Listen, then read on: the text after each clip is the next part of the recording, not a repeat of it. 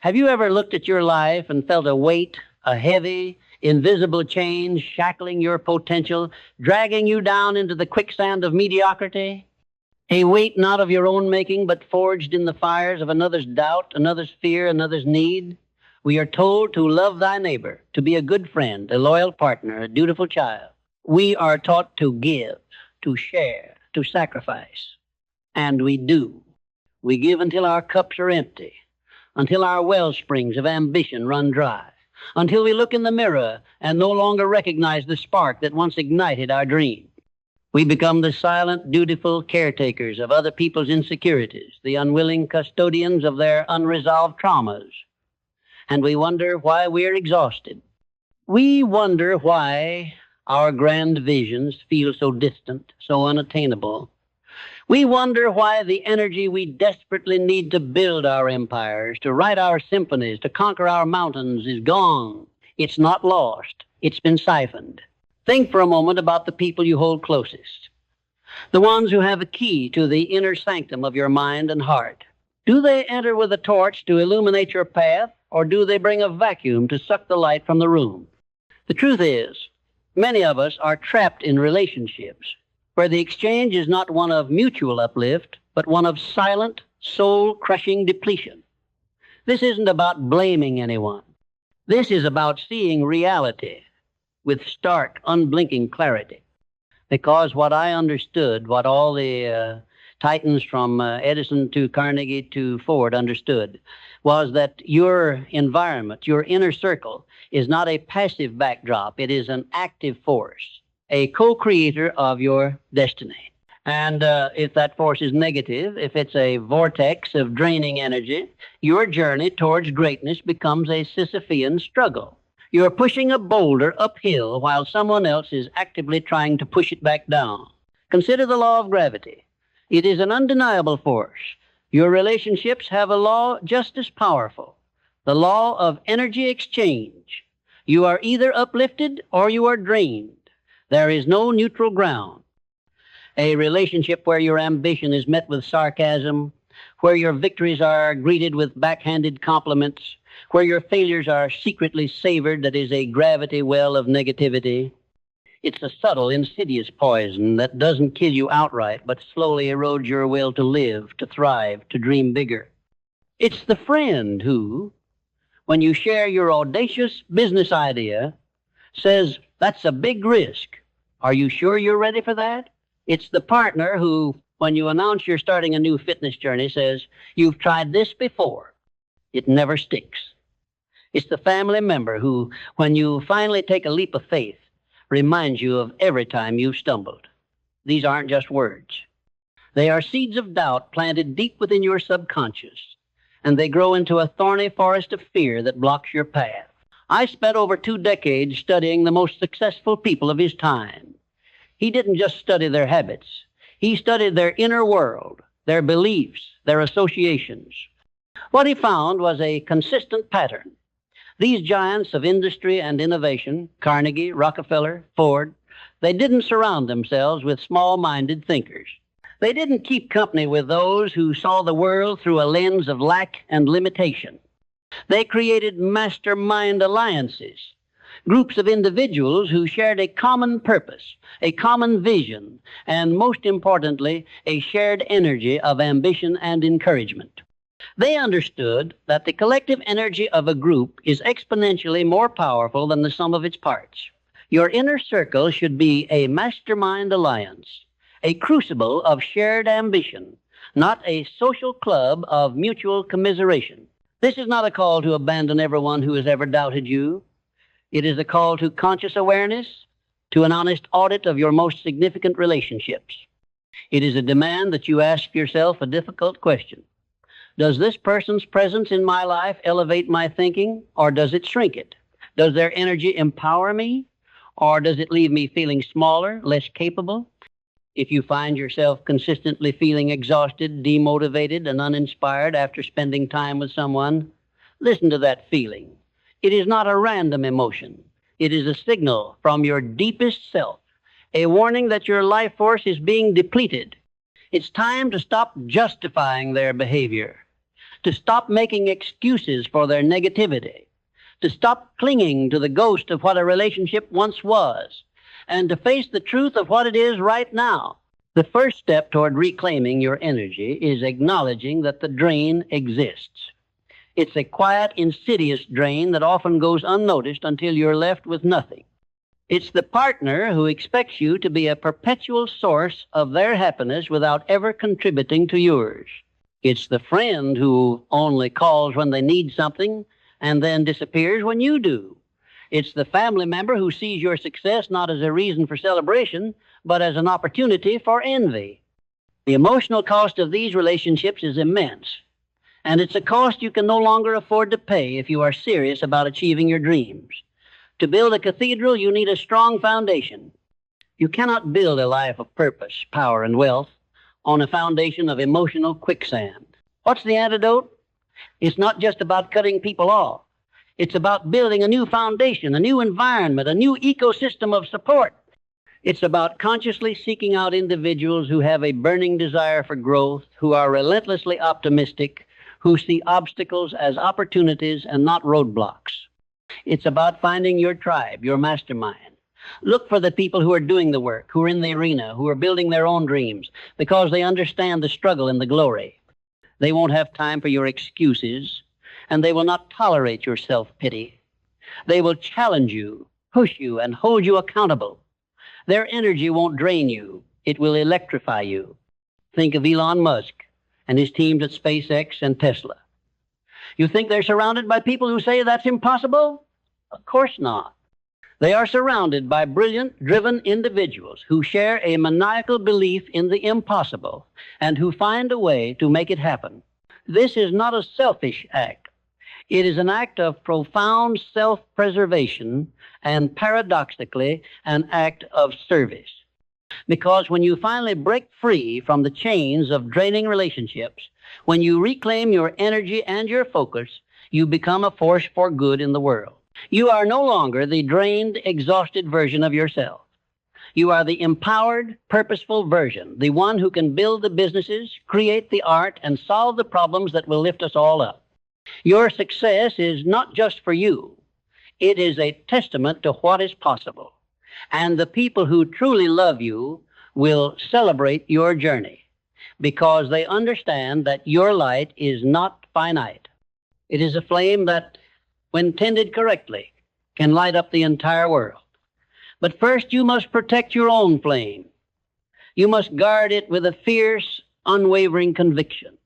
You must recognize that the most dangerous sabotage often comes not from your enemies, but from those who claim to be your friends. The great battle of your life will not be fought in the stock market, in a boardroom, or on a stage. It will be fought in the quiet chambers of your own mind, against the whispers of doubt and the echoes of external negativity. And the weapons in this battle are not physical. They are psychological. They are emotional. The subtle, draining relationships are a form of psychological warfare against your potential. And they win not with a bang, but with a whimper, a slow, insidious erosion of your self-belief. They are the friends who, when you announce a new venture, find a way to make it about them, about their own unfulfilled ambitions or their fears.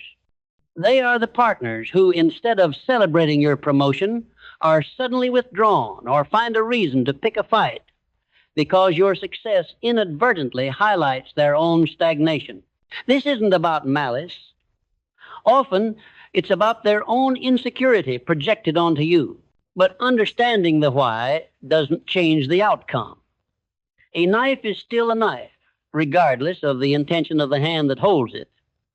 The question is no longer, why are they doing this? But why am I allowing it to continue? Your energy is your most precious, non-renewable resource. It is the fuel for your ambition, the raw material for your creation. To allow it to be siphoned away is to sabotage your own destiny. Think of Leonardo da Vinci. You think he had time to entertain the doubts of his critics? No. He was obsessed with the vision in his mind, with the masterpiece waiting to be born. He understood that focus is a form of self-love, and that you cannot focus on creating your masterpiece while you are constantly fighting against the gravitational pull of others' negativity. The law of association is as fundamental as the law of gravity. You will become like the people you spend the most time with. Their habits, their attitudes, their beliefs, they will seep into your subconscious like ink on a blotting paper. If your closest associations are with those who complain about their jobs, who gossip about others, who see the world as a place of scarcity, then you too will begin to see the world through that same distorted lens. You will find yourself adopting their language, their limiting beliefs, and their anemic ambitions. But if you surround yourself with those who speak of opportunity, who are building, who are creating, who are striving, then their ambition will become contagious. Their optimism will become a natural part of your operating system. This is the difference between a life of quiet desperation and a life of purposeful action. Let's talk about the silent killer, passive sabotage. This isn't the loud, angry confrontation. It's the subtle, passive-aggressive remarks. It's the silence when you share good news. It's the lack of follow-up on your progress. It's the friend who forgets about your major presentation but remembers to call you the moment their car breaks down. This is an insidious form of draining energy because it's so easy to dismiss. Oh, they're just busy. We tell ourselves they didn't mean anything by it. But your intuition knows the truth. Your soul feels the chill of their neglect. And that neglect, that silent passive sabotage, is a slow leak in the tire of your progress. You can pedal all you want, but you will never gain speed if your energy is constantly escaping. So, how do we begin the process of untethering ourselves from these draining relationships? It's not about making a dramatic exit. It's about a quiet, profound recalibration. It's about creating boundaries. And boundaries are not walls to keep others out. They are lines of protection to keep your own energy in. It starts with saying no. No to the long, rambling phone calls that serve no purpose. No to the endless complaints and pity parties. No to the requests that only benefit them and drain you. Saying no is not an act of selfishness. It is an act of self-respect. It is a declaration that your time, your energy, and your purpose are non-negotiable. Next, it's about a change in communication. When a draining person attempts to pull you into their vortex of negativity with gossip, with complaints, with cynicism, do not engage. Do not add fuel to their fire. Instead, calmly and firmly change the subject. Talk about your vision. Talk about your goals. Talk about the exciting projects you're working on. The energy vampire thrives on your participation. Without your engagement, they will be forced to look elsewhere for their fix. They will either adapt or they will fade from your life, creating the space you need for new life-giving relationships to enter. This is a subtle yet powerful form of emotional aikido, using their own momentum against them to free yourself. The final step is the most difficult and the most crucial, a conscious decision to be selective. You must become a gatekeeper of your own life. Just as a CEO carefully selects their board of directors, you must carefully select your inner circle. Do they have a compelling vision for their own lives? Do they celebrate your victories as if they were their own? Do they offer honest, constructive feedback instead of empty criticism? Do they inspire you to be a better version of yourself? These are the people who belong in your life. And if you don't have these people yet, don't settle. It is far better to be alone for a time, to be a solitary warrior in pursuit of your dreams, than to be in a crowded room of people who secretly hope you fail. The loneliness of a visionary is a temporary state. The exhaustion of a drained soul is a permanent prison. The greatest irony is that we are often the most generous with the people who are the least deserving of our time and energy. We chase the approval of those who will never give it, while ignoring the quiet support of those who would walk through fire for us. This is a cognitive dissonance that must be resolved if you are to fulfill your potential. You cannot be a lighthouse for others if your own light is flickering. You must tend to your own flame first. This isn't about arrogance. It's about recognizing the sacred trust you have been given. The trust to develop the unique gifts and talents that are yours alone. And that development cannot happen in a constant state of energy depletion. Consider the Titan, Henry Ford. He didn't just build cars, he built an ecosystem of innovation. He surrounded himself with brilliant engineers, with forward-thinking designers, and with a workforce that believed in his vision. He didn't tolerate mediocrity in his products, and he certainly didn't tolerate it in his personal or professional relationships. He knew that the quality of his inner circle was directly correlated to the quality of his output. Your life is your output. Your success, your happiness, your sense of purpose, these are all a direct reflection of the ecosystem you've built around you. If that ecosystem is toxic, if it's a swamp of negativity, your output will be poisoned. This is the hard truth that my philosophy drives home. There is no such thing as a lone genius. Every great mind, from Edison to Lincoln, operated within a network of influence. But what we often fail to see is that they were not passive participants in that network. They were the architects of it. They actively curated their associations. They sought out the brightest minds, the most ambitious spirits, and the most determined hearts. They understood that the collective brain power, the combined energy of a mastermind alliance, was their secret weapon. You must become the architect of your own network. You must build your own mastermind, even if it's just a mastermind of two, a trusted friend, a partner, a mentor. But do not underestimate the power of that connection. Let's talk about the silent fear that holds us back. The fear of being alone, the fear of being seen as selfish, the fear of confrontation. These fears are the prison guards of our potential. They are the reasons we stay in draining relationships far past their expiration date.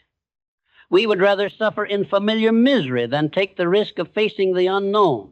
We would rather be surrounded by people who diminish us than face the possibility of being a solitary warrior. But true freedom, true power, comes from the willingness to walk alone, if necessary, in pursuit of your truth. The moment you are no longer afraid to be alone, you are no longer a victim. You become the master of your own destiny. And remember, this isn't an act of revenge. It's not about punishing those who have drained you. It is an act of love for yourself, for your purpose, and for the world that is waiting for your unique contribution. It is about a quiet, dignified withdrawal of your energy from situations and people that do not serve your highest good. It's about a gentle but firm reallocation of your most precious resource to the people and projects that will help you build your legacy. It's about a shift in consciousness from being a victim of your circumstances to being the creator of your reality.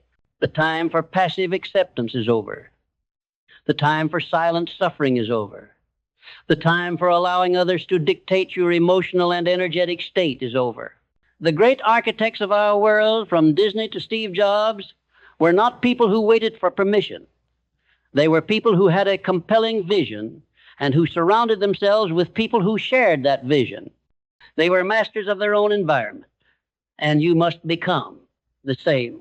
You must become the sovereign ruler of your own life, the ruthless protector of your own energy, and the conscious curator of your own inner circle. This is not a message of goodbye. This is a message of hello. Hello to the new you. Hello to the reclaimed energy. Hello to the renewed purpose. You are not a victim of your relationships. You are the CEO of your own life. And a good CEO knows when to fire a member of the team, even if that team member is a family member or a lifelong friend, if they are not contributing to the company's mission. The mission, in this case, is the fulfillment of your greatest potential. The final and perhaps most difficult step in this process is to rewire your mind to understand that you are not a bottomless well of support, and others are not entitled to your emotional or energetic resources. This is a fundamental shift from a mindset of passive reception to one of active protection. For too long, we have been conditioned to believe that to be a good person means to be endlessly available, to be a constant source of comfort, to solve the problems of others at the expense of our own progress. This is a lie. It is a subtle form of societal brainwashing that keeps us small, keeps us tethered, and prevents us from rising to our full potential. Think of it this way. Your life is a magnificent garden. You have a finite amount of water, a limited supply of fertilizer, and a certain amount of time to tend to it. What are you going to do? Are you going to pour all of your resources into a patch of soil that is barren, that yields no fruit, that is overrun with weeds? Or are you going to tend to the plants that are growing, the flowers that are blooming, the trees that are bearing fruit? The answer is obvious. Your energy is the water. Your time is the sunlight. The people in your life are the plants. You must be ruthless in your gardening. You must prune away the dead branches. You must uproot the weeds. And you must pour your resources into the relationships that are already yielding fruit, the ones that are uplifting, inspiring, and mutually beneficial. This isn't about being cold or unfeeling. It's about being wise. It's about understanding the universal law that you cannot give what you do not have. And if you are constantly giving away your energy to those who do not reciprocate, you will have nothing left for yourself, nothing left for your mission, and nothing left for the people who actually deserve your time and attention. This is a shift from a mindset of codependency to a mindset of interdependence, where relationships are a dance of mutual support, not a one-way street of emotional drainage. The journey to your highest self is a solitary one in many respects. It is a journey of self-discovery, of self-mastery, and of self-reliance. You will have to make choices that others do not understand. You will have to say no to invitations that once seemed essential. You will have to walk away from conversations that once seemed harmless. And in the process, you may feel alone. But remember the words of Emerson. To be great is to be misunderstood. The people who truly understand your path, the people who are on their own journey of greatness, will not judge you. They will respect your boundaries. They will celebrate your focus. And they will welcome you into a new, more powerful circle, a circle of equals. You are the master of your own fate. You are the captain of your own soul. And you are the architect of your own relationships. You have the power right now to begin the process of reclamation, to begin the process of building the life and the inner circle you were meant to have, to be surrounded by those who fan the flames of your ambition, not those who seek to extinguish them, to move from a life of passive depletion to a life of active, powerful creation. Your potential is waiting. Your masterpiece is waiting. But first, you must turn away from the people who are draining your light and turn towards the sun. The time for excuses is over. The time for transformation is now. The shift from being a victim of your relationships to being a conscious creator of your connections is the most liberating transformation you can undergo. It's the difference between being a ship tossed about in a storm and a lighthouse that stands firm against the waves. The people who are draining your energy are not doing it in a vacuum. You are in some way allowing it. The passive acceptance of their negativity, the silent suffering, the fear of confrontation, these are all forms of complicity. To become the lighthouse, you must take back control of your emotional and energetic space. This is an act of profound self-love, and it is the foundation upon which all great achievements are built. Think of your life as a business, and you are the CEO. You would never tolerate a team member who consistently siphons company resources for their own benefit or who sows dissent and negativity. You would let them go. You would make the hard but necessary choice for the health of the company. Your life is the most important company you will ever run. And it's time to start making the hard but necessary choices. This is not about being cruel. This is about being wise. This is about honoring the vision you have for your life and protecting it from all forms of sabotage, especially the subtle ones that come from those closest to you. The time has come to stop apologizing for your ambition, to stop shrinking to fit into other people's small worlds, to stop making yourself less so that others can feel more. Your success is not a threat to anyone who truly loves you. And if it is, then their love is conditional and therefore not true. True love, true friendship, and true partnership are about mutual elevation, not mutual dependency. They are about two people on their own journeys who choose to walk together, to support one another, and to celebrate each other's victories as if they were their own. This is the gold standard. Do not settle for anything less. You have been given a magnificent life, a unique set of talents, and a burning desire to create something extraordinary. Do not let that flame be extinguished by the cold, damp hands of draining relationships. Fan that flame, protect it, nurture it, and surround it with other flames that are just as bright. The world needs your light. The world is waiting for your genius. The world is waiting for the master you were born to be. But first, you must decide to stop being the caretaker of other people's emotional weeds and start tending to the magnificent garden of your own soul. The choice is yours. The work begins now. And the rewards, the limitless, soul-awakening rewards, are waiting on the other side.